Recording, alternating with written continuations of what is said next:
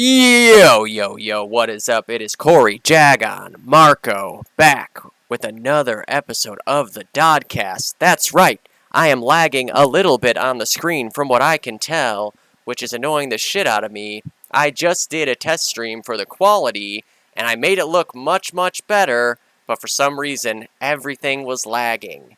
It looked so very good, but the screen was lagging all over the place, so I'm going to have to keep trying to figure that out. You may have seen me go live randomly with quick quality test part bleh, whatever. That's why. But this is Season 4, Week 3, technically. We're recapping Week 2 on Harrington, predicting Week 3 on Thunder. There is one match yet to be played on Harrington because Thunder's slacking like the pieces of shit they are. As you can see, the score, I took a trip forward in time, found out what was going to go down, and you can see up in that upper corner, that's how things went down on Harrington for Thunder that week. But anyways, because I've already started this multiple times, and I did the test stream, and everything is pissing me off about it, and I just want the game to look really fucking good on my stream. I never watch my streams, really, so I didn't realize how shit it looked before.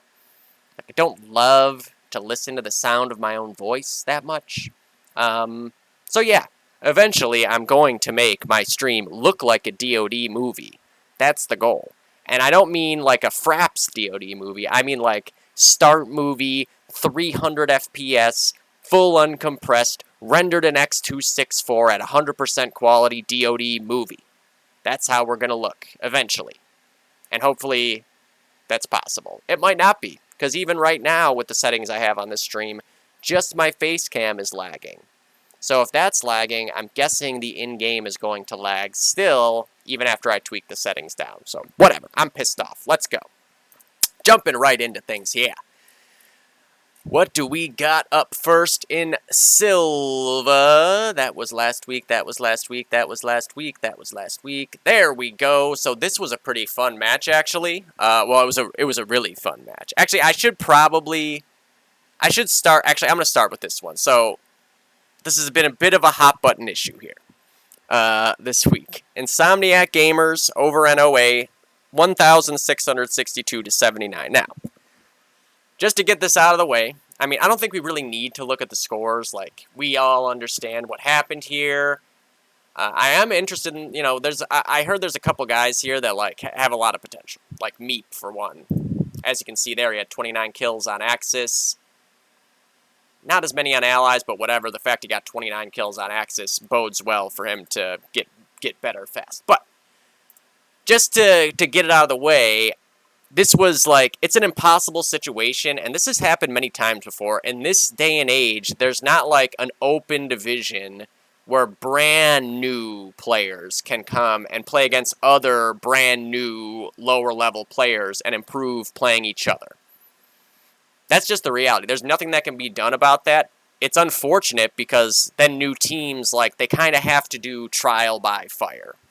And in this case, that is obviously what's happening. I don't know if NOA played any scrims at all or how many hours in the game any of them had before this match. Like, this very well may have been just the first real DoD they had played ever or in a long time. I don't know. Regardless, if you're Insomnia, like, what are you supposed to do, realistically? Like, if you keep them locked in spawn, there's nothing for them to learn about it. I hate how much I see my camera lagging right now. It's really upsetting. But if you lock them in spawn, they're not even seeing the map outside of spawn. So that alone is, like, not helping anything. If you just let them, like, shit on you a bunch, like, that's not helping anything either. That's just being patronizing. It's not helping them learn. It's not helping them get better. I think this was the closest thing to, like, a good move that there is. I don't think there was any good move in this situation. I think that Insomnia kind of, like, did the best move they could. I think it was, you no matter what, you're going to take some flack for this game, but, like, this is just the reality of it. Like, I mean, it's a shitty first map to have to play as a new team to DoD under any circumstances, let alone against potentially the best team in the division.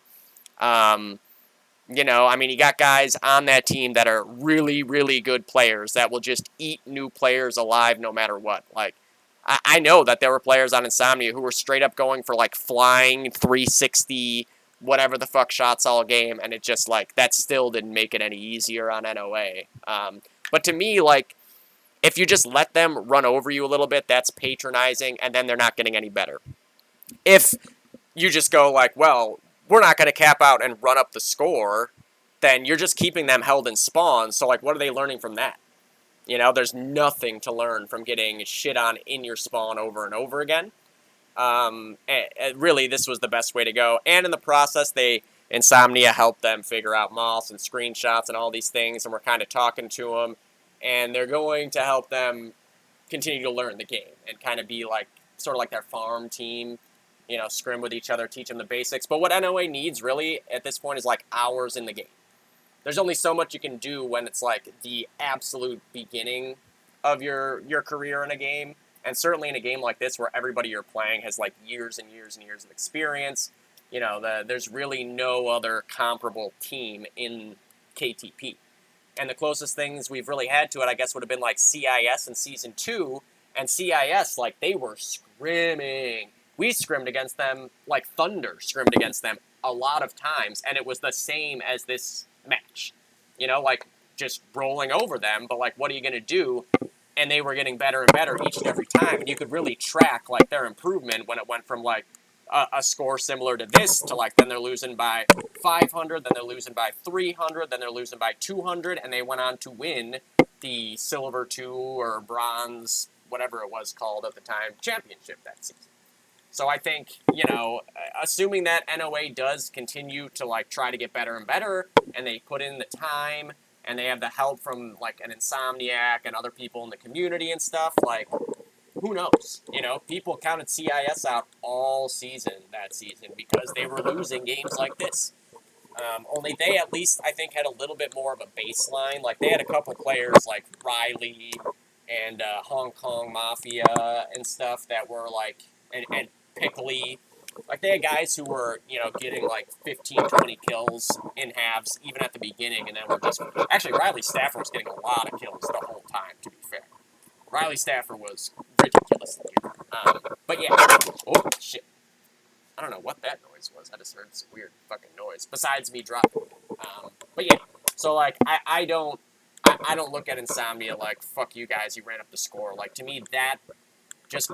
From my perspective, I understand the other perspectives too. I've heard them all, but, like, I have been in that position before in scrims and matches, and I think the way that they handled it was pretty much the best way they could. Like, beyond that, what are you going to do, go AFK? How's that helping anything? Or what are you going to do, just stand there and be like, here, shoot me a couple times? What are they learning from that? You know, like, NOA just needs hours in the game from here.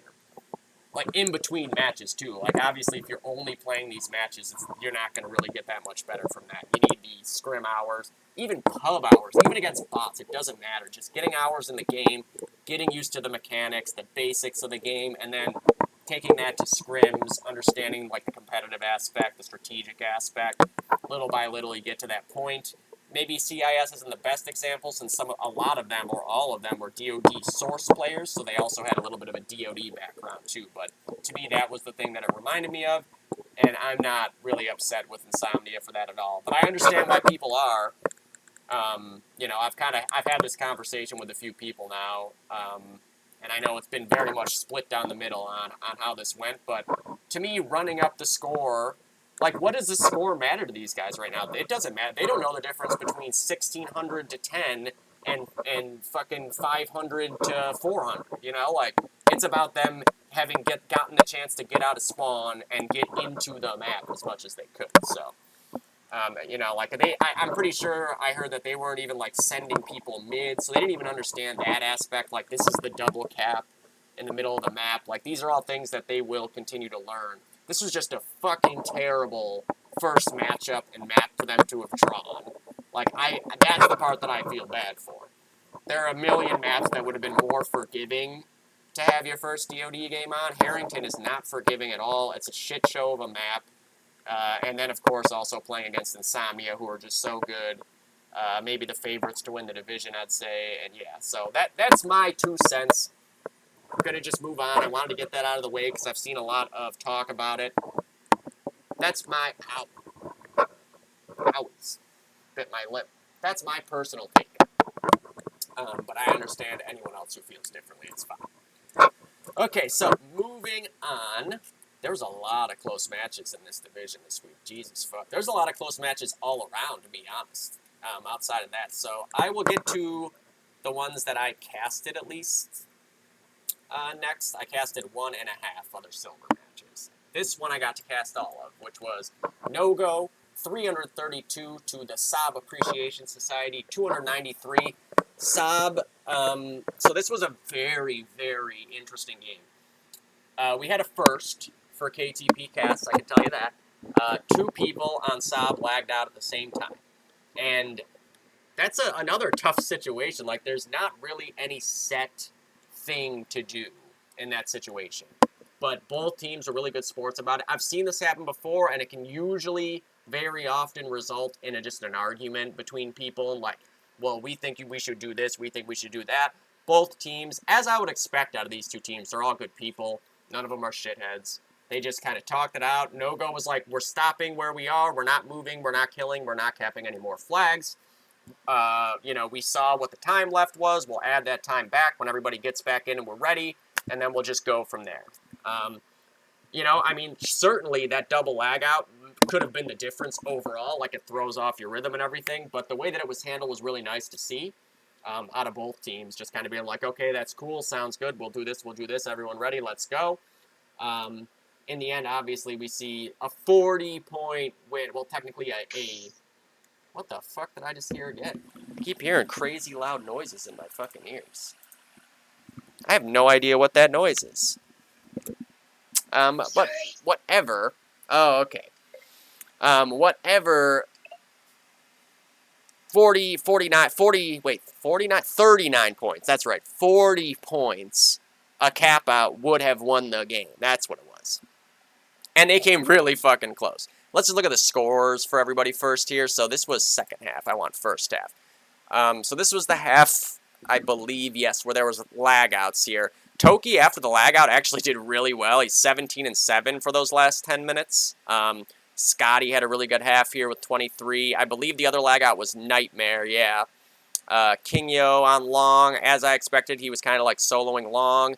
Manor with 15, JN with 21, and then on No-Go side, J-Rod with 32, Spoon with 31. Of course, those are their 2 biggest guns. Deidre on the Sniper with 17, Matthew with 20 on the Unter, kind of floating around the map. Apple 20 on the car, going mid and mountain, and then Sapphire with 23 and 19. Sapphire, J-Rod got the MVP for this game because he had a lot of kills. Sapphire's second top frag for them, I believe. I'm pretty sure overall. Maybe Spoon ended up with more kills overall, but Sapphire had 53 kills overall, and she was definitely the reason that they didn't end up losing this game. As you can see here on Allies, she ended up 30-24, but there was a clip I showed during the last cast I did on Sunday night, which you can go look up. I could play it right now, but I'd have to fuck with a bunch of stuff, so I'm not gonna go fucking with shit right now. But she had, I think it was 6 kills, holding on to the last flag to prevent a cap out with the Garand. She was last alive for a portion of that too, like at least the first 2 kills. Held off long enough for the respawn to come in, and then got even a few more kills. And then I think another life later even got another couple kills on that last flag. So when it comes to like winning the game in the end, she had the most valuable plays. J-Rod got the MVP. He ended up with 69 kills overall. You can't pass up that MVP opportunity. Spoon, 34 on Allies. So yes, he did end up second top fragging overall with 65. No one's surprised. Spoon is ridiculously good heavy. Matthew with 26. Apple with 29. Deidre with 24. Everybody really performed well here on both teams. Like, the scores for Saab are a little bit deceiving for their Allied side, because that was such a weird situation all around, the double lag out. But look at that. Same exact number of kills, 180 to 180. For the Saab guys, Nightmare with 37 on the STG. He was going off that second half. That lag out really fucked him up in the first half. I don't remember how many kills he had before it, but I believe he was leading the way. JN with 31 on the car. Another really strong car half for Yanni this week. 22 for Toki. Sniping Axis side fucking sucks on this map. Any sniper will tell you It's just really fucking difficult. Doesn't matter what's going on. Like, you got to have a freaky good half to end up with a positive, or very positive especially, score. Manor with 35, he was another with most valuable play kind of situation. Obviously, 35 kills on the STG is massive, but he also had a 10K or something, or like an 8K, I forget, car clip. He picked up a car, pushed all the way through mountain, ended up capping out. That was where Saab really started to bring the momentum back in their direction, and then push Nogo backs up against the wall, and Nogo basically just had to defend against cap-outs for the rest of the half after Manor did that. That was nuts. Scotty, again, another really good car half. He's been so good for them. I mean, all season, whatever. It's been 2 weeks, but he's been really good both weeks.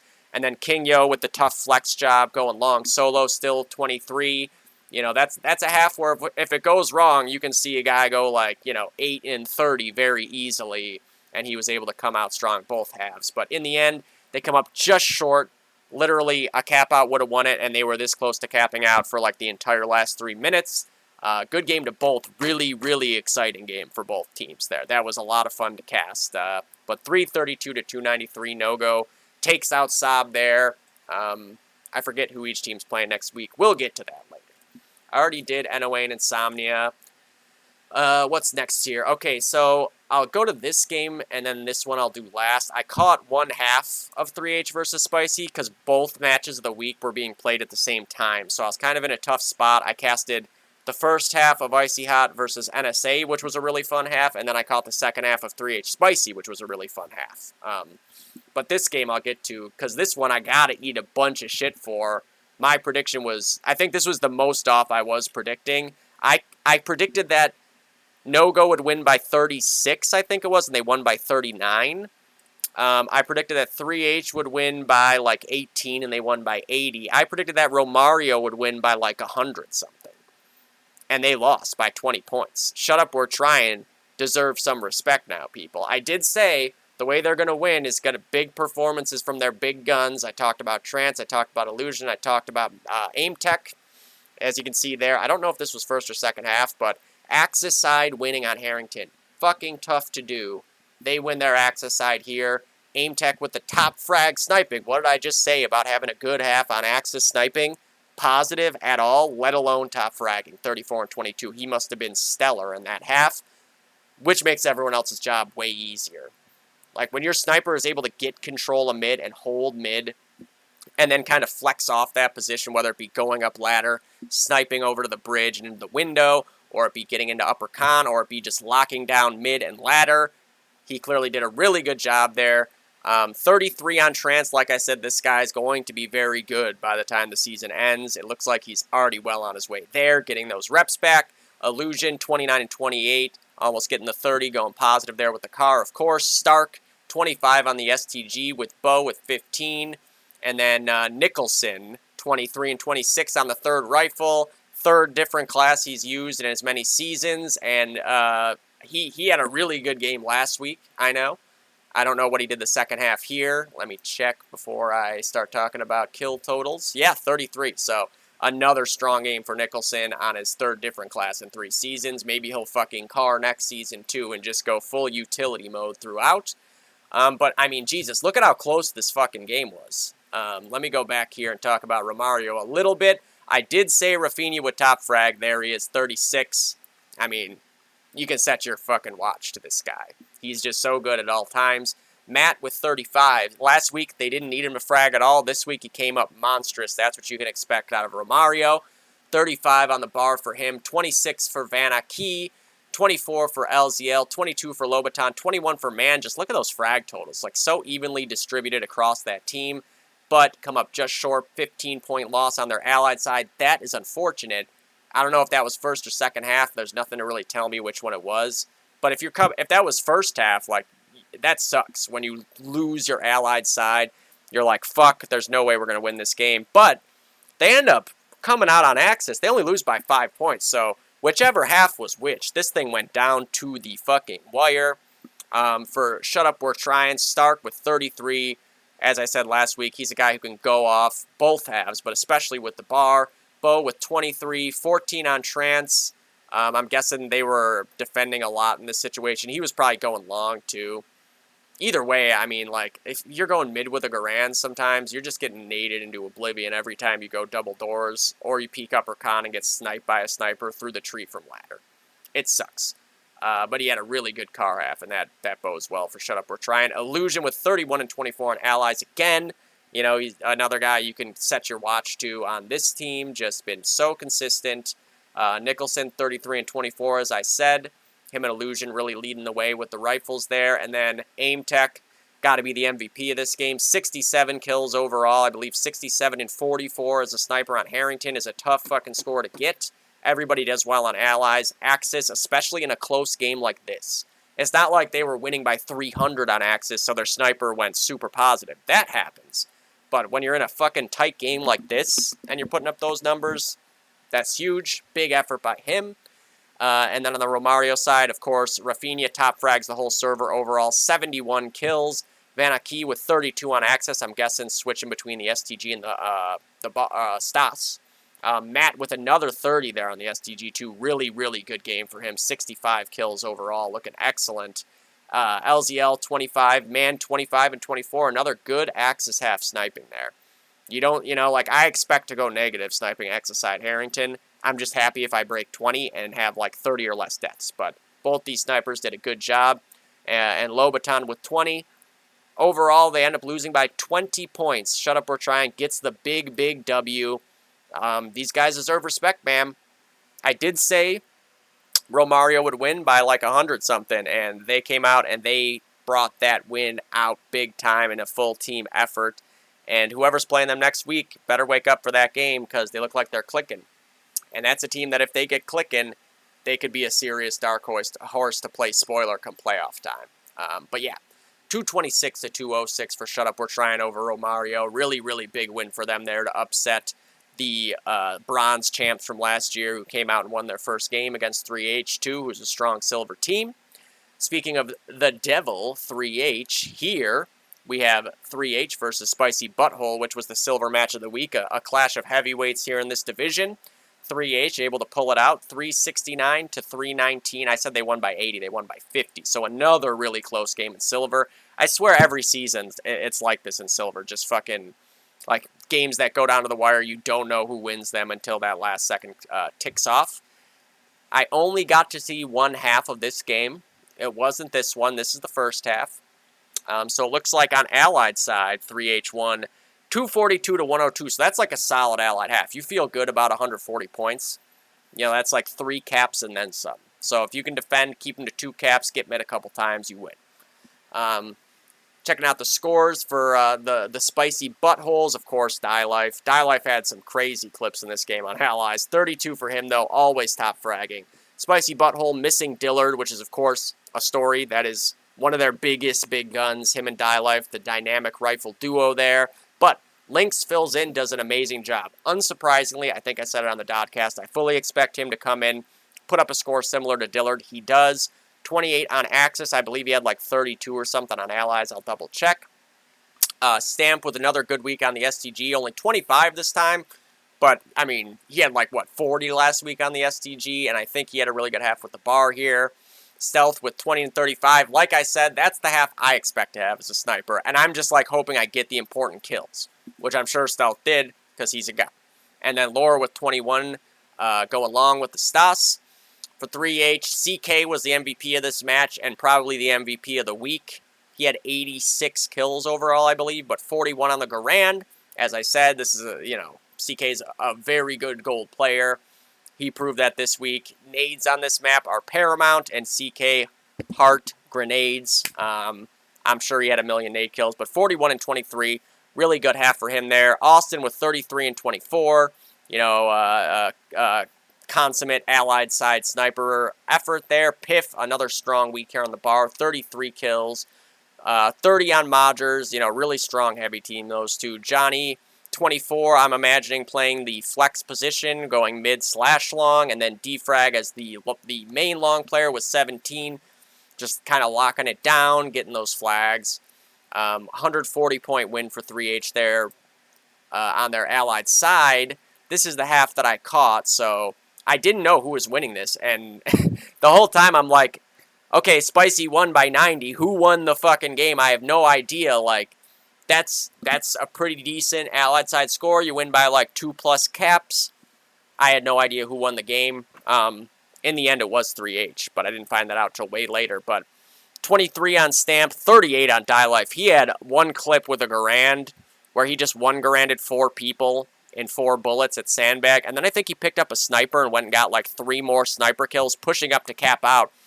If they had capped out there, I don't know if they would have won. It certainly would have made it within like 10 points.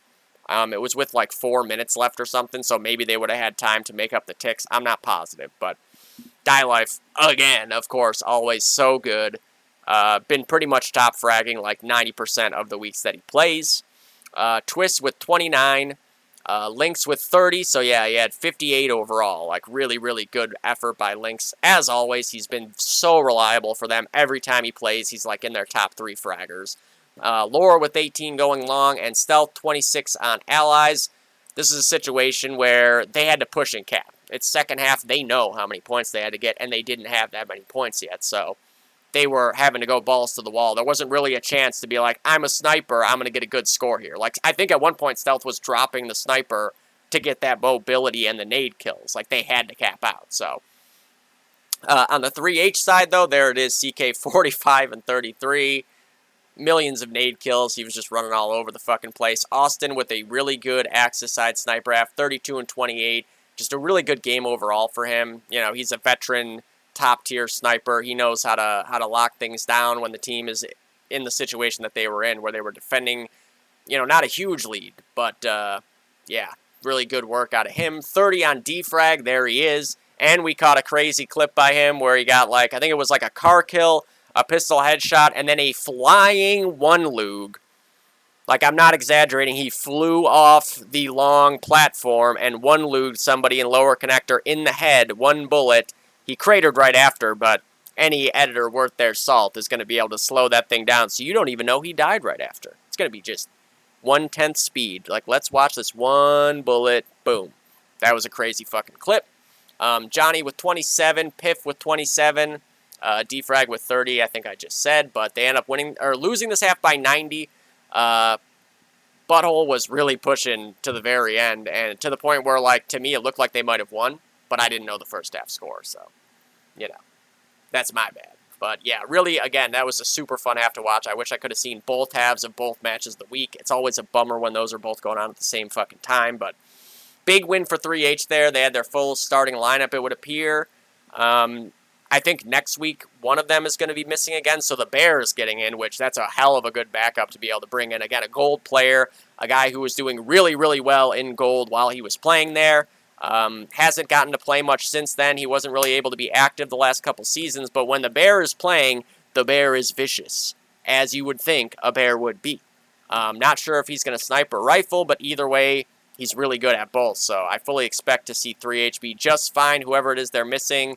You bring in the Bear, that's a really, really good 7th man to be able to drop in any situation. So whoever they're playing next week again, if you go in the server and you see Austin's missing, don't think that you're getting a freebie. If you see CK's missing, don't think you're getting a freebie. You got the Bear to deal with next. So I believe that does it for the silver recap. I'm sure I'm already on pace for ridiculously... Is my thing frozen again? Like, why does this keep happening? I'm freezing all over the place. Ugh. It's probably the stream settings I set up to get better quality out of the game. It's my own fault.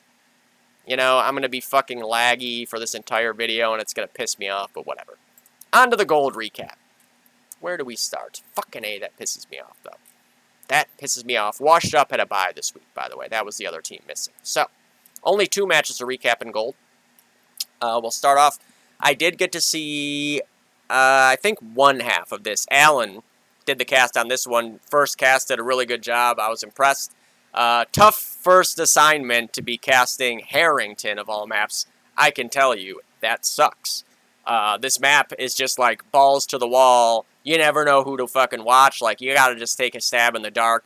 If you think you see a guy who's in a spot to get multi-kills, he might be dead the next second you switch to him. So, I know that's a tough thing to get going in a cast for me, let alone somebody doing it for the first time, but Allen did a good job. Clinic got the W by 26 points. Another fucking close game here. This is, which one was the first half? That was the second half. Okay, so this is the first half. Looks like Clinic won by 72. So, Chill Pill was probably feeling pretty good about that heading into the second half. I know if I lose Hax's half by under 100, I'm feeling like, okay, we got this. Looking at Chill Pill scores, though, Timo, of course, 31 and 22, as reliable as it gets, whatever class he's playing. He was rifling, though. We know that for a fact now. Gall with 29, always going to be right around 30 kills. Chi, 27 and 21, really good half there for Chi. Not sure if he was STGing or what. Maybe Untering, could be Stasing. I'm guessing DB took the Stas. I don't know. I didn't see this half, so I'm not positive. But Booten with 26, Arachnid with 21, and DB with 17. He was filling in this week, so I was wrong about what their lineup would be. On the Dodcast, I said Baron would be in there, but DB still, again, a veteran and a guy who's played every class throughout his career. A natural sniper. When you give us nades, things can go wrong, but I recall DB, certainly on Allied side, at least had like a fucking 9 kill streak with a car in middle, so he was just fine. For Clinic, Tom, 30 and 23 on the bar, getting to come in and play this week. Stuck heavying like he never wants to do, but coming up with good frag totals on both halves, I know. Insom, 33, as always, rock solid for these guys. Suave with 20.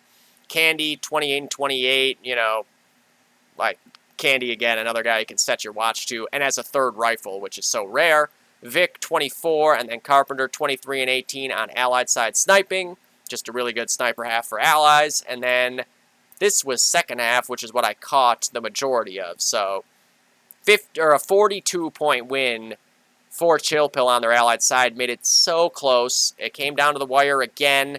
I do believe that, Clinic capped out at one point, which is what kind of iced it, but Chill Pill was pushing right to the bitter fucking end. I know Arachnid had a lot of really nice clips defending middle and helping the team get into position to push for a cap out on Allied side. 34 and 27 for him. 33 for Andrew for Gall on the Garand. 37 for Chi. Just 64 kills overall for Chi. Really hitting his stride right out of the gate. Brandon with 36 on the bar. Like I said, you got Booten. You can put him at any class. He's going to be just fine. And 36 with the bar. It's a good fucking score. And 27 on Timo. I don't know if Timo was anchoring long or if he was kind of being the rotator between mid and long. I forget, but, it's Timo. Wherever you put his nades, he's going to make the most of them and is going to put up a solid game, which he did all around. And then for Clinic, yet again, Candyman, 33 kills on the Stas. Like, J-Rod's not a third rifle anymore. You got to say, the way things currently sit, Candyman is the best third rifle in the game. You can't really dispute that. I don't know who, there are other people that are pretty good third rifles, but Candyman has been doing this for a long-ass time, been very good at it every step of the way. Vic almost getting 30 on the STG. Again, a really good heavy half. Carpenter here's another strong. I'm not surprised, though, having played against Carp and with him on this map in the draft. Like, he's a guy who understands what you got to do on Axis side to be able to find those good scores.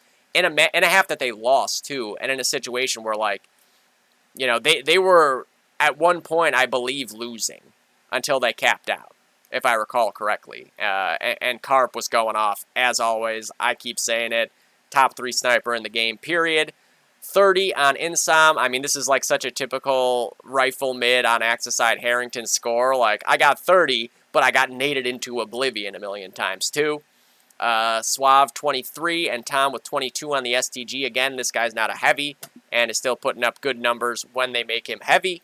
I'm sure Carpenter would love to take that heavy, which I'm guessing we will see at some point this season. Tom getting to play his natural class sniping, and Carpenter being willing to take whatever the fuck they give him, because we're snipers, but we hate sniping. That's the way it goes. When you snipe forever, it gets really fucking boring. Sometimes it gets really boring as soon as you pick it up.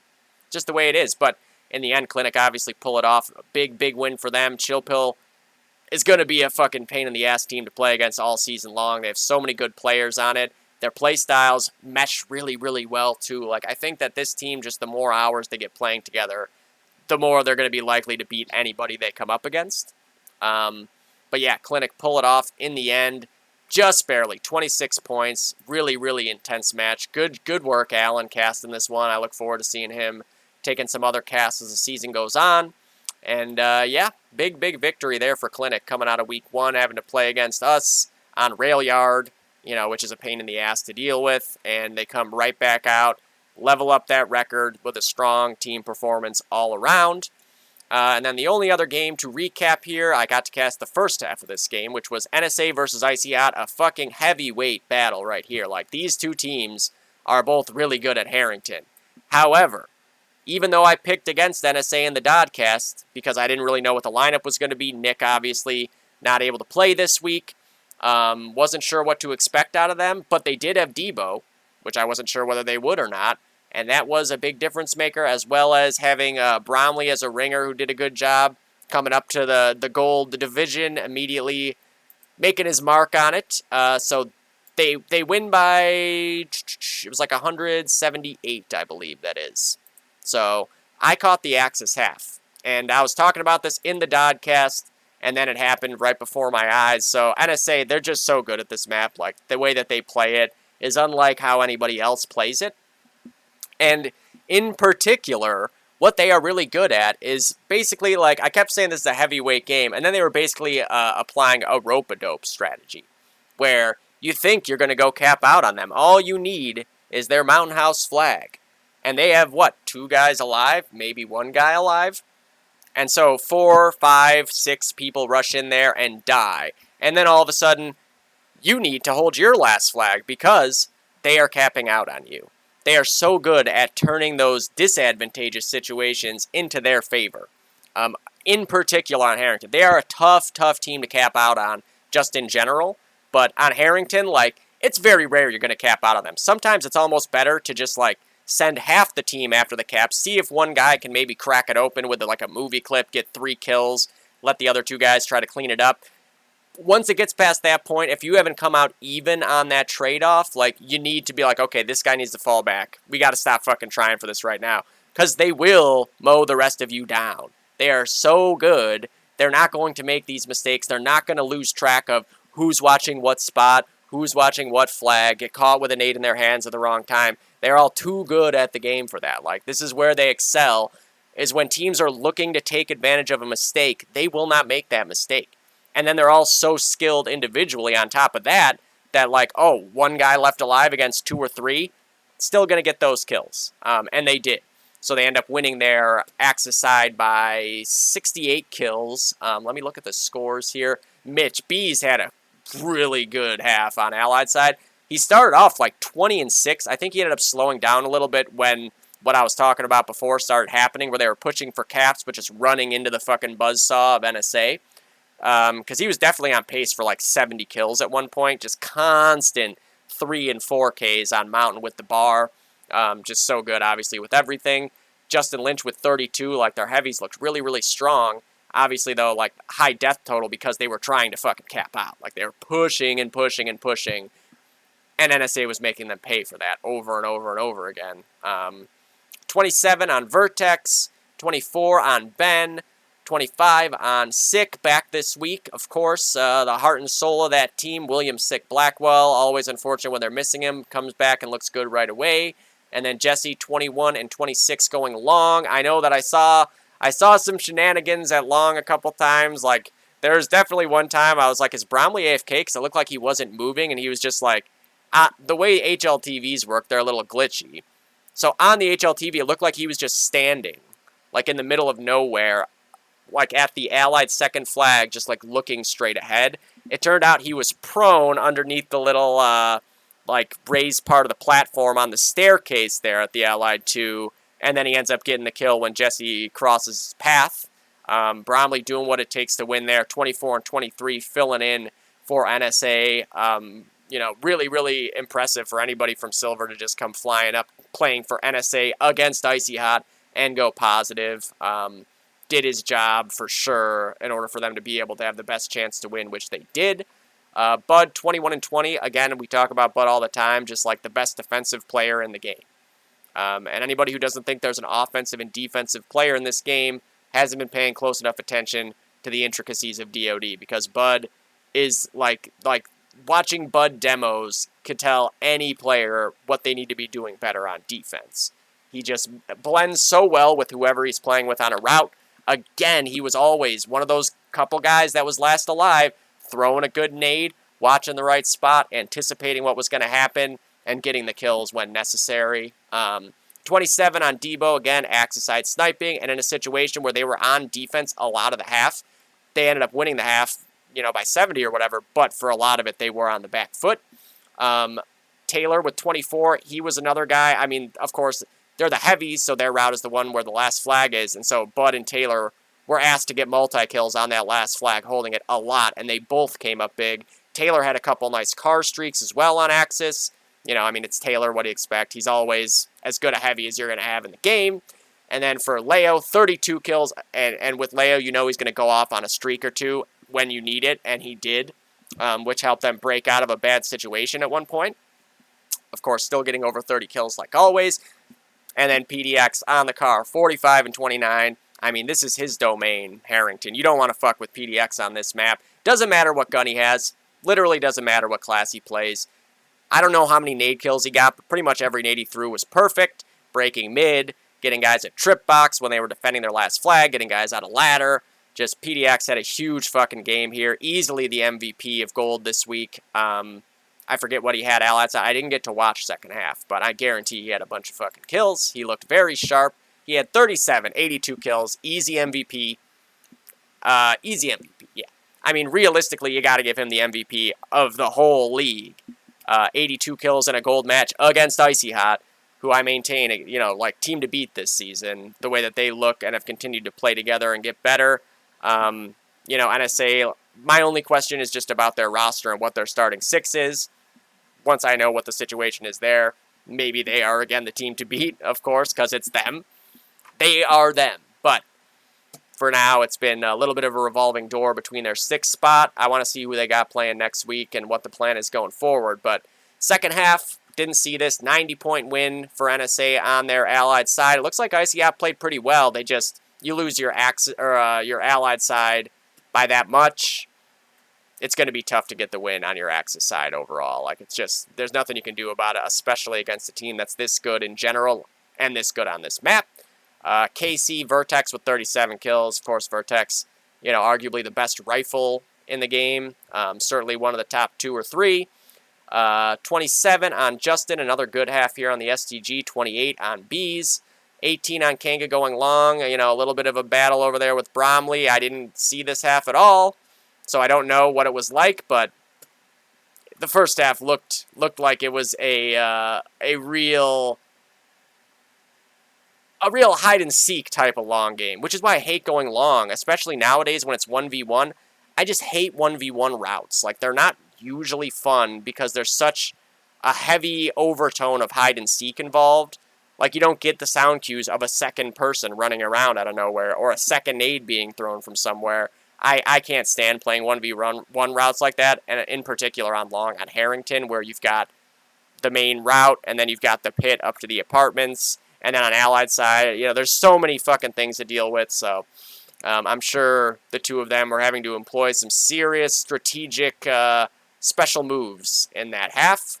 But yeah, 28 on William as well, and 22 on Ben. Hildy sniping for NSA. Debo with 21. Bud, again, 24 and 23. Just, always has a good half. Always. Always, always, always. 23 on Bromley. 34 on Taylor with the bar.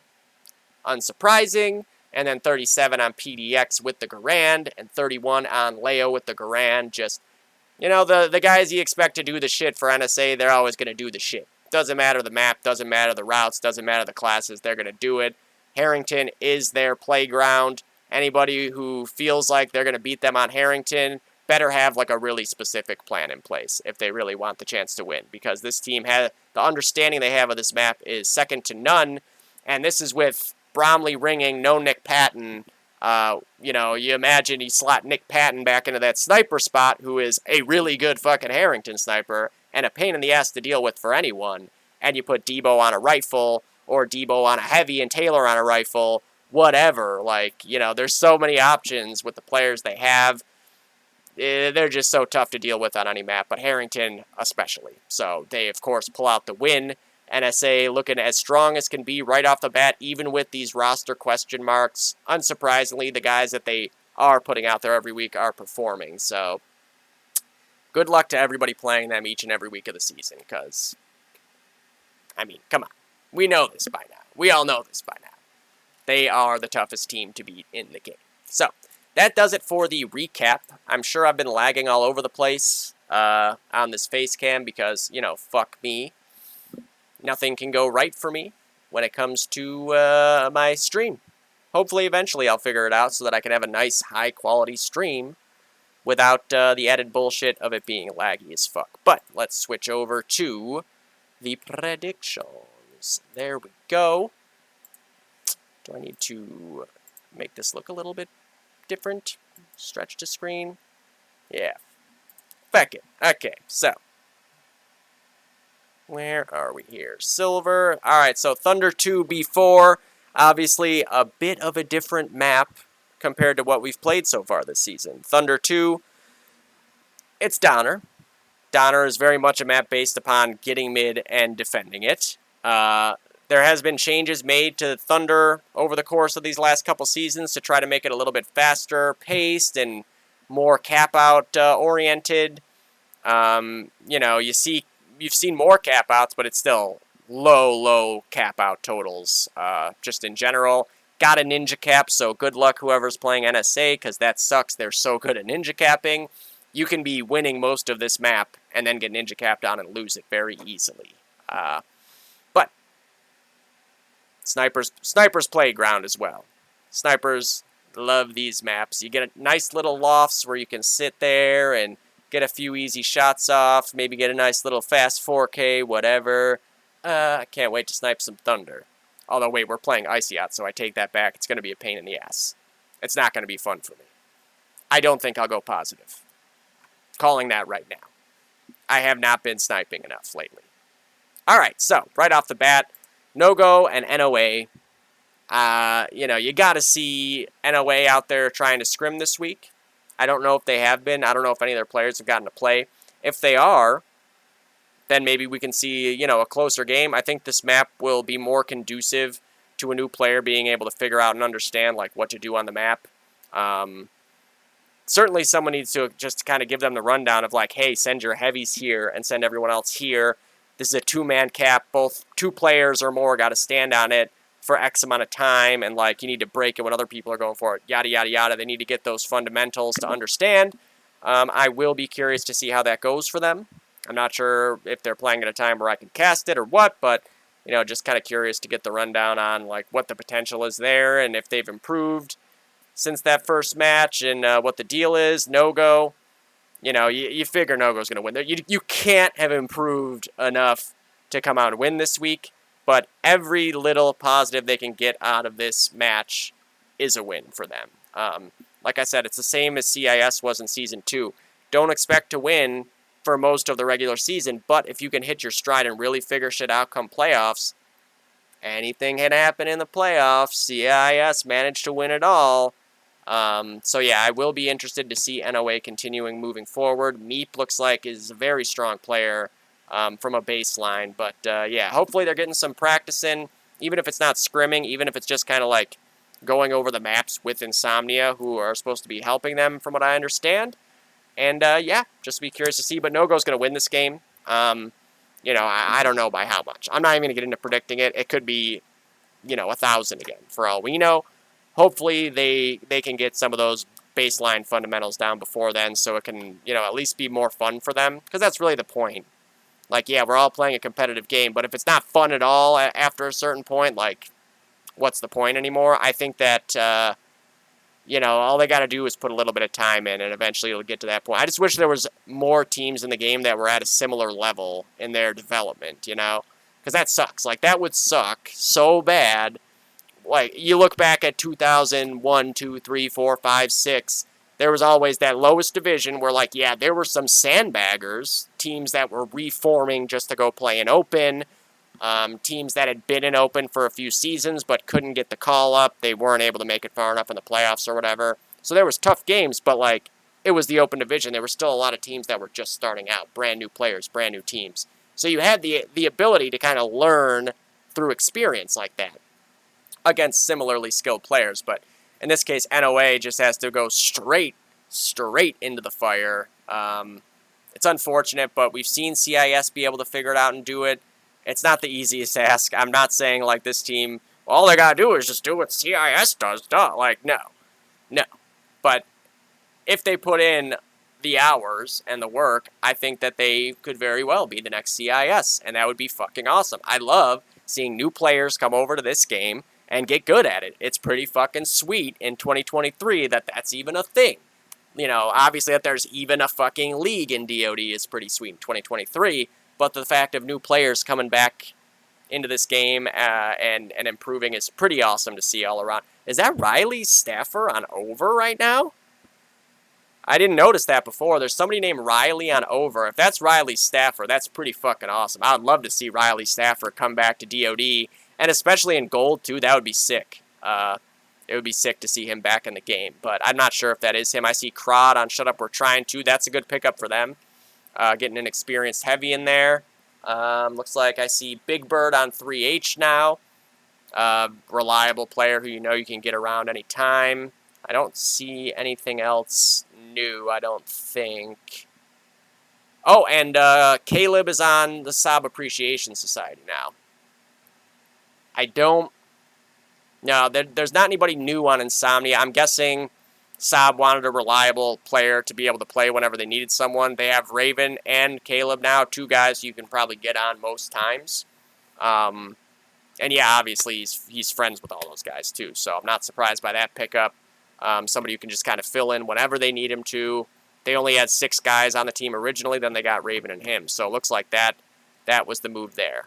But yeah, so no-go, they're obviously likely to win this week, but you know, I just want to see NOA put in a little bit of time and effort and improve just little by little every week. And I think that just given a little bit of time investment, they will. And that'll be awesome. Next up, where are we here? What's the match of the week going to be? We got Saab and 3H, Shut Up We're Trying and Spicy, Washed Up and Insomnia. That's going to be the match of the week, I think. Washed Up and Insomnia, but these are all good matches. So I'll save that for last. I mean, do I really need to? I do this all the time, and I'm just like, this is the match of the week, by the way. Whatever. I'll just get into it. Washed Up, returning from bye week. Draw maybe the scariest team in silver. So for Washed Up, not sure what exactly the lineup will be. Bullet didn't play last week, so I don't know if maybe he's planning on like sitting out a lot of the time or what. Bromley, so good. Just had a really good game in gold against Icy Hot. War Within, Pro Star, Casino, Hopper, PB is the most important one. Reptar, 3-sided quarter. Whatever 6 you get out of that, it's going to be a strong one for Washed Up. I wonder if I can check. I'm going to check their previous week's scores. So it was War Within, PB, and Casino rifling. Hopper and Pro Star heavying, and Bromley sniping. You know, I mean, that's a good lineup. Maybe Bullet comes in for somebody. Maybe Reptar comes in for somebody. I don't know. But they have a really good, like, 8 or 9 players here. They can swap people in and out. Going to be good. And then for Insomnia, Sean, you know, you could say the best rifle in silver, and I don't think anybody could really make a strong argument against it. There's certainly other good nominees, but he's got to be in that top 3. Head Like a Hole, 9, Pibian, such a good sniper, can't wait. Can't wait to see him back in action in a sniper battle potentially here with a Bromley or a War Within. Hollow is Corey Sample's audio. I don't think he's going to be able to play much or at all this season, but Riv on the heavy, Jesus. And I believe, was it Corey Price that's getting to play this week, or was that last week?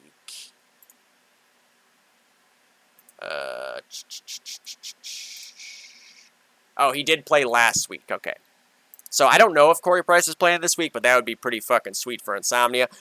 Again, another team that has a lot of good players on it and doesn't necessarily have like a guaranteed starting 6 or one lineup that's way better than another one. So yeah, Thunder, a matchup that is very strong for snipers and rifles in particular. You do see the occasional like heavy going off and having like one of those games where they're just in the fucking matrix pushing out a bunker, fucking shit up, long range bar snipe, standing bars, shit. But mostly rifles and snipers are the key here. And in this matchup, we have some serious fucking cojones banging up against each other between the rifles and the snipers. If it's the same lineup as last week, it'll be Bromley on the sniper up against Pibian. That's a hell of a battle right there. Axis side sniping this map, not like Donner. Not like Donner. If your team is not able to get middle and also have somebody pushed up to lower church or Susie to let the sniper know, like, hey, there's a motherfucker coming church, the Axis sniper's fucked. And will spend most of his time up in the double windows overlooking the 2 or in barrel. I've seen it a million times. I've done it myself. Like, as Axis side sniper on Thunder, if your team does not control middle for, like, the whole game, you're constantly getting just butt-fucked into barrel room. And that's where you're stuck. Good luck, have fun. You know, you might be able to sit there and survive for a while, just holding barrel room, staring at 1 pixel, staring at a window, staring at back alley, whatever. But there's not so much you can do because nades are flying over walls left and right. It's raining nades on you.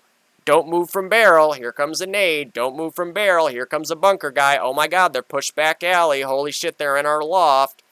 It's tough. But once you get mid-control and you can get into the Axis loft, and especially if your teammates get lower church control or Susie control to say like, hey, they're fucking coming church, so you can look this way now. I got your rubble.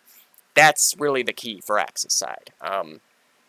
So, sniper matchup, very equal. You got the Sean had like a hole and either Corey or Purdy or Hip as those rifles. Sean versus PB is going to be a really fun battle to watch. Hopefully I get to cast this game. I really want to. And then ProStar and Hopper, hypothetically, or Bullet, or even War Within can heavy versus... Oh, I didn't say the other rifles, hypothetically, for Washed Up, would be War Within and Casino.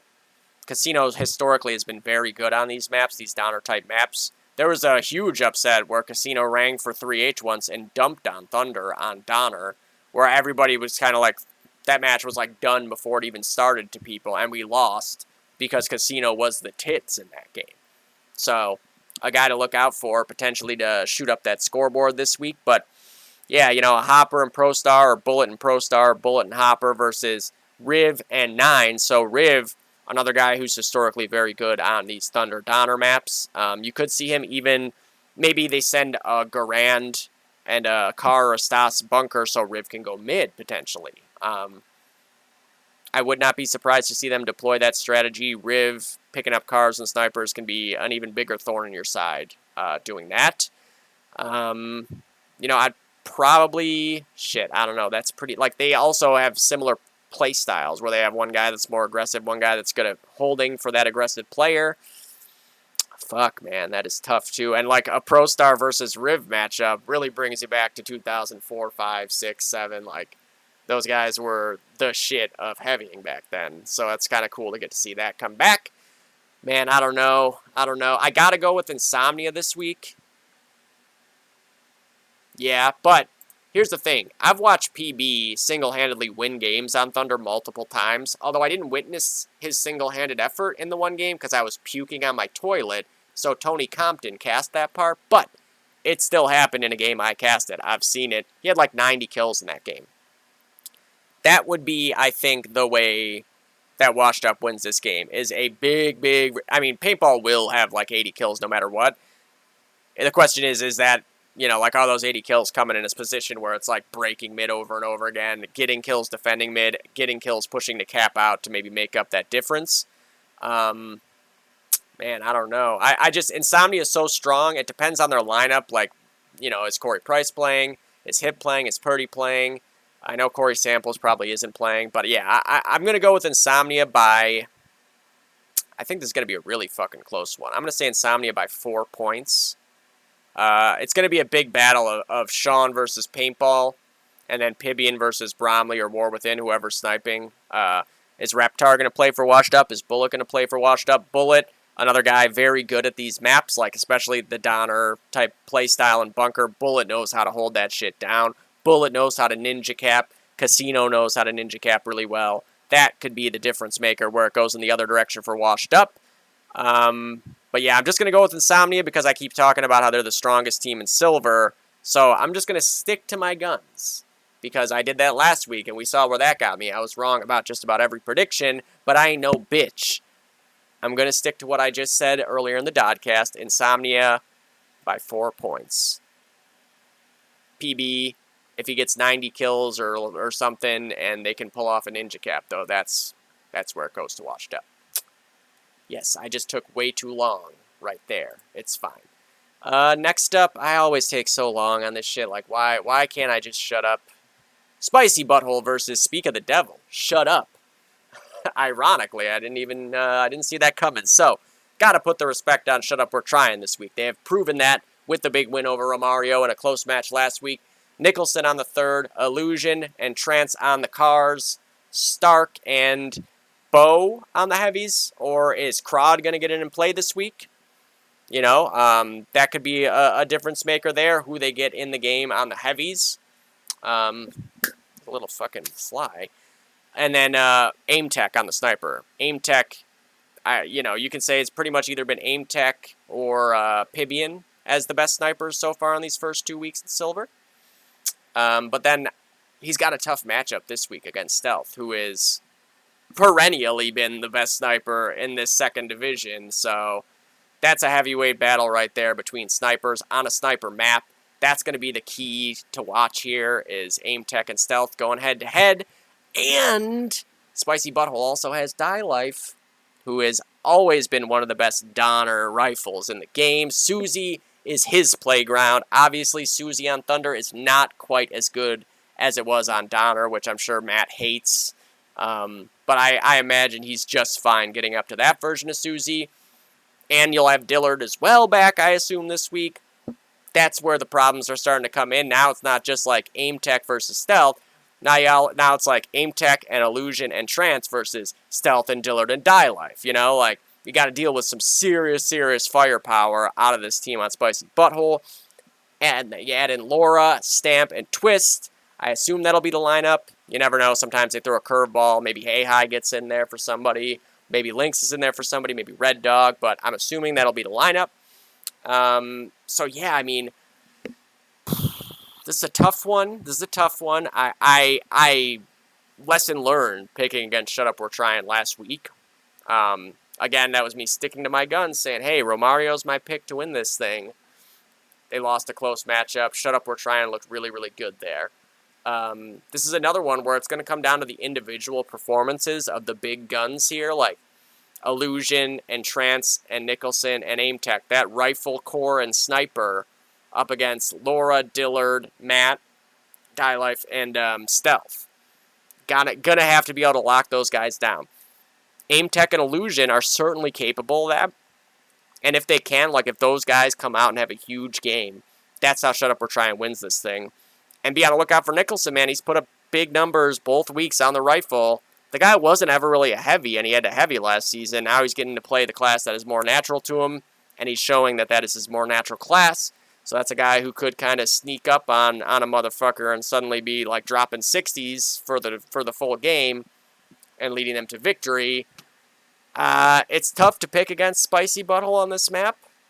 It is really tough.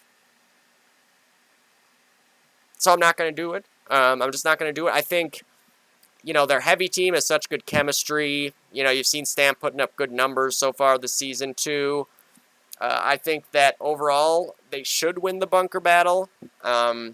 Is Crowd playing? That could help move things in Shut Up, We're Trying direction there. He's good at this map.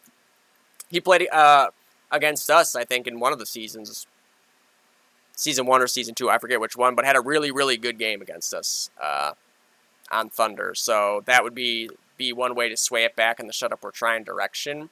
But you know, the Dillard, Die Life, Stealth, like, big three, the dynamic rifle duo.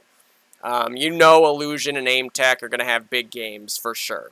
You know, there's no doubt about that. But I think it'll just be a little bit more overwhelming coming from the Spicy Butthole side. I do think this will end up being a really close game as well, like less than 15 points. But, you know, again, it could go in the other direction just as easily with one really big performance by one person on a map like this. Sometimes that's all it takes. Somebody being able to hold mid when it looks like you're definitely about to lose it. And, like, maybe the team pushed up a couple people, like, oh, we're going to go get the other flags. Then all of a sudden, your two people on the cap get shot in the back, and now they have a free pass to your first and second flags, and nobody's there, yada, yada, yada.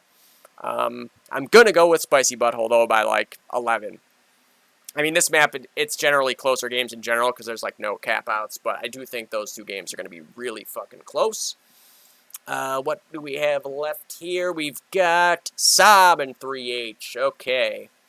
So, the Saab Appreciation Society, they've had the same 6 so far. Scotty and JN and Kingyo on the 3 rifles with Toki sniping. Manor and Nightmare heavying. Manor, as I keep talking about, is a heavy. He was doing everybody a favor by sniping, playing off class all this time. Back to his original class that he made a name for himself in DoD as like an all-star in the Euro scene that anybody who followed European DoD knows. Or certainly if you played in like the TPG EuroLeague towards the end of the game's lifespan back then. He was on the Super Friends team that we were constantly playing in the finals and losing to. But yeah, so on the other side of things, 3H, I did say earlier, they are missing somebody. I don't know who 3H is missing. But, so the Bear is getting in. I'm guessing Johnny is missing. I'm just going to go with that. So it'll be Modgers and Piff on the heavies. Really, really fucking good heavy team so far this season. I'm very happy with the way that they've been playing together. You know, tough assignment, Manor, Nightmare. That's going to be a nice bunker battle between those 4 heavies. And then CK, Defrag, and the Bear on the rifles. That's a hell of a fucking rifle team there. And then Austin on the sniper. I mean, what more do I need to say? It's Austin. Whew. Man. That is tough. Yeah. Warchild is missing. There you go. Warchild is the missing player, as I suspected. Just looking at the team, I figured. And also, I saw them scrim last night. He wasn't there. So, yeah. That's the lineup. I was correct. Oof. I mean, Saab looked so good last week in a tough situation on Harrington against a good team in No-Go. I think Nightmare will have a really good game on this map. You know, I think, you know, JN has had really, really good car halves both games too, and that could be problematic. Scotty has been lights out for them. Then you look at 3H and the players they're throwing out there. Fucking CK and Defrag and the Bear as a rifle team. Like, that is a pain in the fucking ass to have to deal with. And a map like this where nades are so, so huge, breaking that double cap from both sides. You know CK is going to get a million double cap break nades. I think the bunker matchup is a dead heat. That could be the direction where Saab is able to find an avenue to bring things back. You know, Nightmare and Manor, if they can get control of bunker and lock it down and keep 3H uncomfortable at their second flags and in mid-alley and not ever really being able to fully set up and hold mid. You know, that's where Saab could find the path to victory.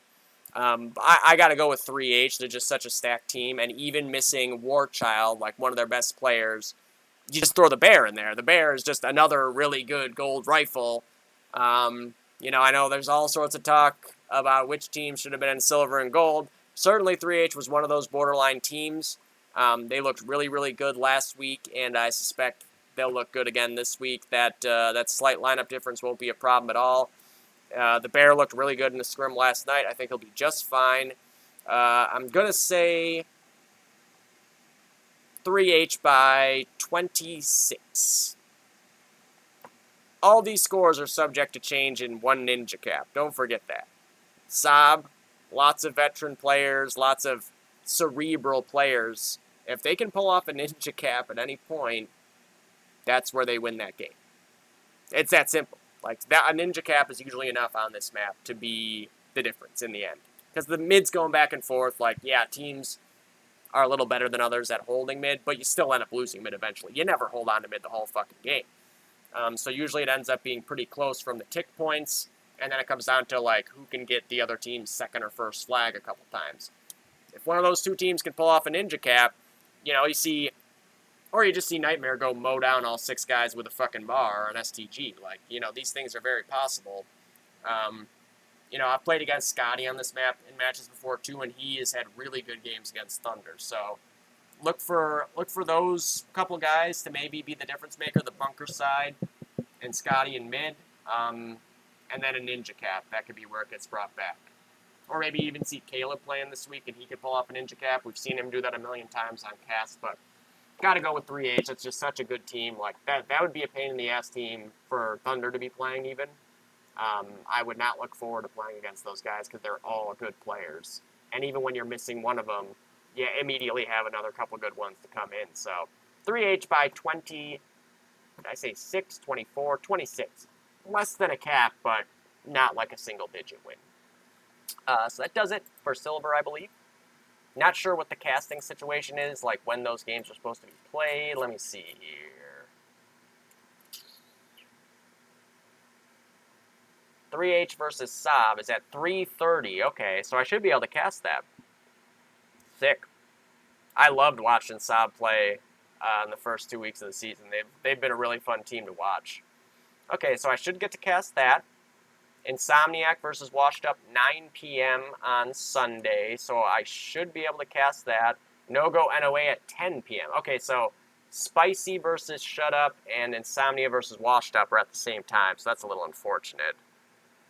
I can only do one of those. It'll probably be Insomnia versus Washed Up, since I did say it was the match of the week, but we'll see. I'll put a poll out on the night to see what people who are in the stream want to watch.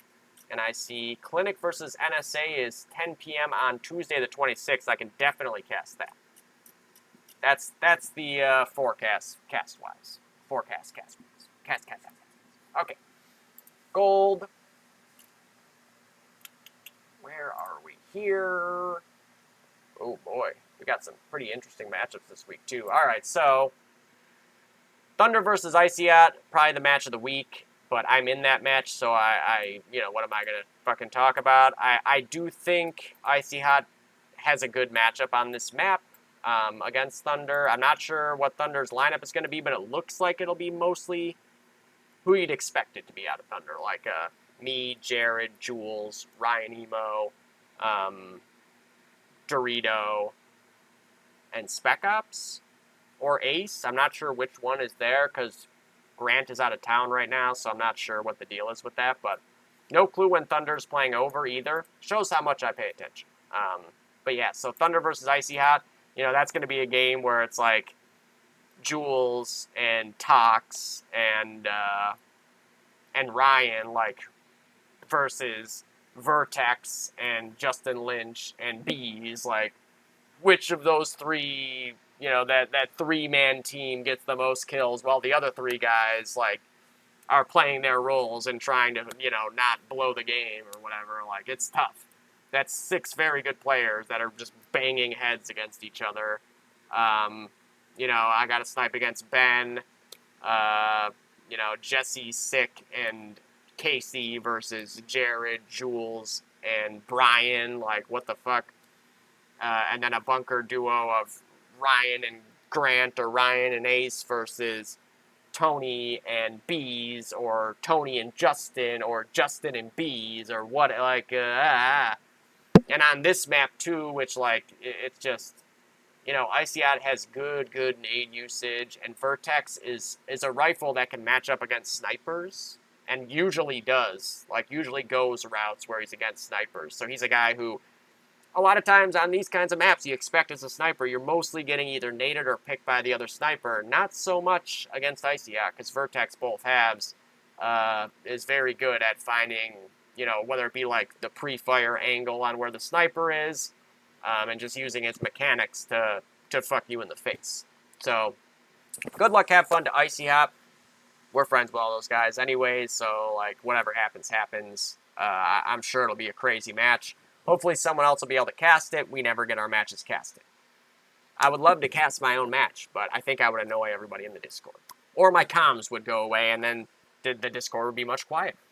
Maybe that's a good thing. I don't know. But right away, let's get into NSA versus Clinic. So Clinic immediately with a tough draw right after getting that big W against Chill Pill. Not sure what the lineup will be for this week for Clinic. They have a lot of good players that are all capable of playing at any fucking time. Just assuming the same lineup as last week within, a little bit of a margin for error. Tom and Vic heavying, but you could see Allen in for either of those guys heavying. You could see Wenka in, but I don't think so. I haven't seen him play much. And you could see Element in for any of the players I'm about to list. If Element gets to play, too, like Element, again, has been one of the best players in Gold the whole time KTP has existed. So every chance they get to have him play is very, very good. But I assume that lineup I just listed will be the lineup this week. Wait, I only said 2 people. Tom and Vic heavying. Candy on the third. Best third rifle in the game. There's just not that many third rifles around right now. And then Swab and Insom on the cars. And Carp, of course, sniping. It's a sniper map, and this is where a situation where Carp could be a big difference maker. But he is going up against another one of the top 3 snipers in the game, in Nick Patton. And Nick Patton, historically, been very good on the Dawn or Thunder maps. Obviously, it's a good sniper map, and he's a really good sniper. But you figure the lineup, subject to change, but I'm figuring PDX, Leo, and Debo rifling, Taylor and Bud on the heavies, Nick sniping. All these players are capable of car barring, basically, so that could happen with any of them. Like, I wouldn't be surprised to see PDX take a Stas to give up the car for somebody like Taylor to car bar, or Debo or whatever. Like, they have multiple options for how they're going to do this shit. I mean, it's a tough matchup for anybody. It doesn't matter who's playing against NSA. It doesn't matter what map it is. This is another map that they are very, very good at. They're good at every map, but like there's a couple maps that they're better at. Like this and Harrington, I think, are the two big ones, I would say, where you just don't want to play them on it. I would not want to play this. Like, if my life was on the line and I had to eliminate 2 maps against NSA, I think those would be the 2 maps I'd eliminate. So they're very good at this map. It's a map that can be very reliant on ninjing, and they've got Leo, and they've got all smart players that are very capable of understanding how to ninja cap. I mean, I know we talk about, like, who the best ninja cappers are, but, like, if you're an experienced player, you generally have had a ninja cap a few times across your career. So, like, Leo just happens to be better than everybody at it, but I'm sure anybody on NSA on a moment's notice could also go ninja cap. But, yeah, I mean, Clinic historically have been good at this map. I forget when the last time I actually saw them play it was, but I know, like, in Season 1 and 2, they were always really good at Thunder. They have really good teamwork, obviously. They've been playing together forever, and really good understanding of what to expect out of each other. And they all throw good nades, and having a good rifle team like they do, and especially a good third rifle on top of everything else is quite a luxury. And then throw a good sniper like Carp into the mix. Carp versus Patton will be really fun. That's a sniper-sniper matchup right there. Like, not only will it be fun from a sniper standpoint, but they'll be hitting crazy fucking no-scopes and pistol headshots across the map. I guarantee it. But you gotta go with NSA. I mean, was I crazy to pick against them last week? Probably. I didn't know, like, if Debo was ever planning on playing. I didn't know who the fuck their 6th was going to be in this game. I had to pick against them there. You're probably not likely to see me pick against them very often ever again. I think that might have been, like, one of the first times I've ever picked against them. And look how smart I looked afterwards. I did qualify that pick by saying, but let's remember, this is NSA on Harrington, and they are very, very good at making you think you're in control of the game, and then bending you over and fucking you to death. And that's what they did. But, yeah, I think on Thunder, Clinic, if Clinic comes out and they all have a really strong game, and, like, they can get control of mid early and not, like, it's really tough to just be that guy that sits there and holds mid house. And on top of that, the way that the changes on the newest version of Thunder are, like, you can get naded out a little bit easier. There's that hole in the back of the mid-house, and there's the blown hole in the front of the roof. It's not so easy to just hang on a mid-house, but teams do get lazy when it comes to clearing out mid-house. Sometimes they'll just... Anyone in there? No? Okay. not clearing out the whole thing. I don't think NSA will do that. I'm sure they will clear it out completely. But things like that happen. Mistakes get made. That would be the chance for Clinic to try to take advantage of a mistake. They'd have to play a really, really near perfect game across the board, I think. But it's very possible. They are a good team. They are that definition of a team kind of team. And this is a map that can cater to. The problem is they're playing NSA. That is another definition of a team, and understanding how to play off one another. You got to go NSA. I'm going to say NSA by 43. Yeah. You expect another strong performance out of PDX. Leo, I think, will have a huge game here. He's been very, very good on Thunder in the past. And then the snipers for both sides will have good games. And on Clinic, Insom, of course, as well as Carpenter and Candy. I think Candy will have a nice, strong game on that Garand Stas. Third rifle, Life. Not sure who will third rifle for NSA. I'm guessing it'll be PDX, though. Again, you could see a car bar for that team because they have multiple people that are very capable of car barring. I wouldn't be surprised to see Taylor or Debo car bar. But I'm guessing you'll see Debo on a car this week and a Garand. Taylor and Bud heavying. Leo on a car and a Garand, and PDX taking the third and still getting 80 kills. That's what I expect. But yeah, I don't know. Not much more to say about that one. I think it'll be a fun game to watch overall, and I think Clinic will be able to hang with them a lot better than who did NSA play last season? NSA played someone on Thunder last season and just laid them out. I don't remember who it was. I'll have to look it up somewhere. But it looked insane. They just had their way with this team from bell to bell, and I don't think it'll be that way with Clinic this time. I think Clinic will be much more well prepared and able to hang with them. They'll just eventually NSA overwhelms you. It happens to all of us. We've all been there. And then the last game to get into, where are we here? Chill Pill and Over. Okay. So, for Over, I really like this Over team. Because Caffrey's back.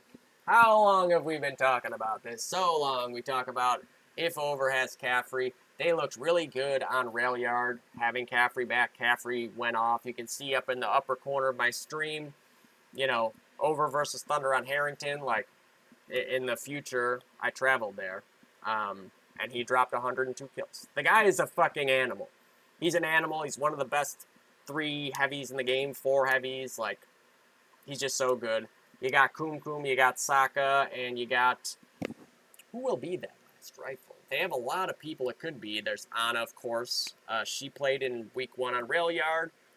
50 is on the roster now. Riley, I assume that's Riley Staffer, but I could be wrong. It could just be someone named Riley. I don't know.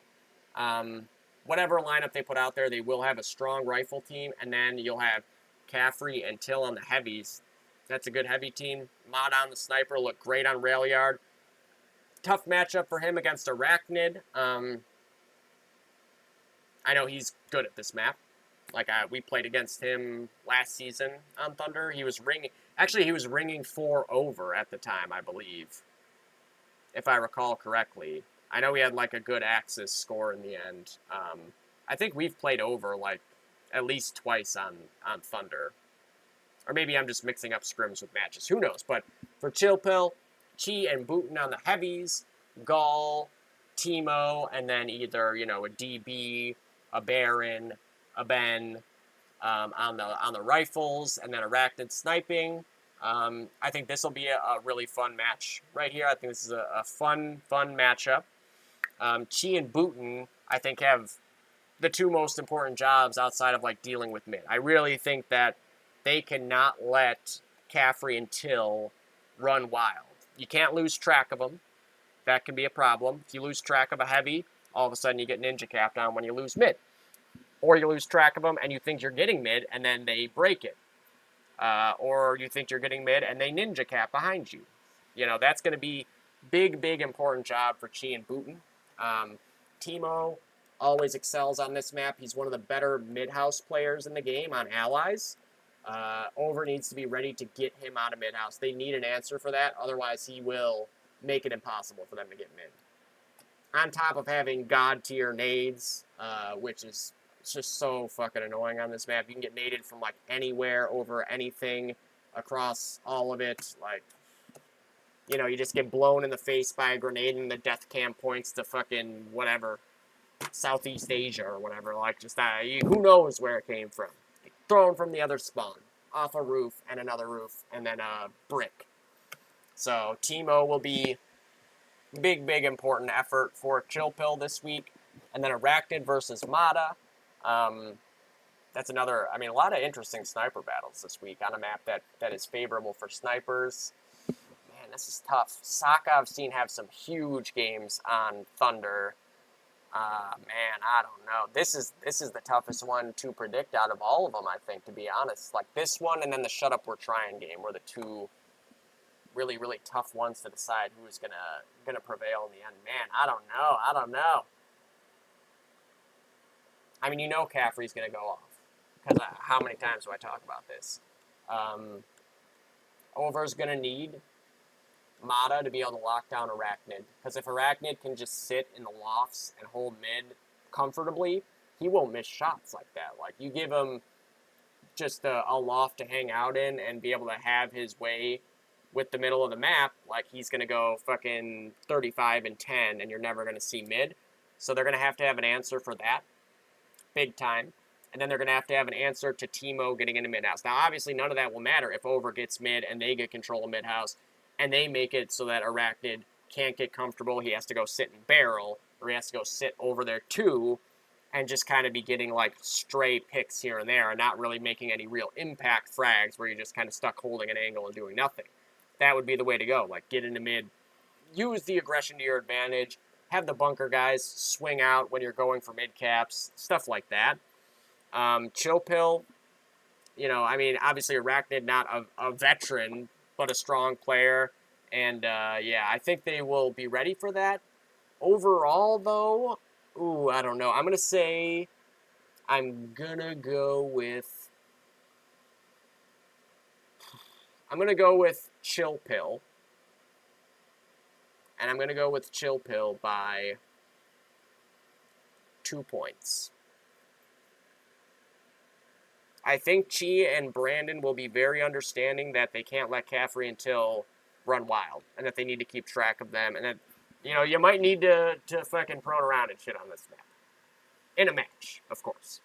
You know, it's a competitive league. In matches, anything goes. Everyone knows that when they come to play in matches. I'm sure that if Chi and Booten feel that that's necessary, they will do it. But, man, I tell you what. Those heavies on Over, and then even just Sokka. If Sokka can have a game like he had against Thunder last season on Thunder, that's where Over turns that from a 2-point loss into a 2-point win. You just need a big rifle effort in mid from somebody who can really just kind of crack the game open, get up into Susie on Axis, get 3 or 4 kills, preventing a break, or get into Church Tower, or on Allies, get into mid-house, get into the Ally or the Axis loft, get a multi-kill. That's where the difference will be made. But this could go either way. Like, I couldn't, gun to my head, I wouldn't know who I'd pick here. I think that this is a very even game. And the crux is going to be down to a couple of individuals on each side and how their performances play out. Over has the capability of ninja capping too. They almost ninja capped on us last season. You know, you got Till on the team now. You got to keep track of him or he can ninja cap on your ass. Booten has ninja capped on Donner maps millions of times in matches, so he can do it for them. Yeah, I don't know. It's a very tough game to call. I'm just going to say Chill Pill by 2. And I'll probably end up having to eat crow because Caffrey will have 82 kills and Sokka will have 76. And Mata will go like 30 and 10 on Axis, and they'll cap out once and win. Could go either way. I'm not very confident in the prediction of that game. So, I do believe that does it. I think my dinner has arrived, so that was perfect timing by the Jaganator. I will be casting all those games I talked about. Somebody needs to cast the Thunder game, please. I think it's 9:30 on Sunday. Oh, shit. Oh, I didn't think about that. I said I was going to cast those games. We play at 9:30 Sunday night. I'm going to... forget everything I said about what games I'm casting. I'm going to have to figure it out. Yeah. Everybody have a good rest of the night. Thank you for watching.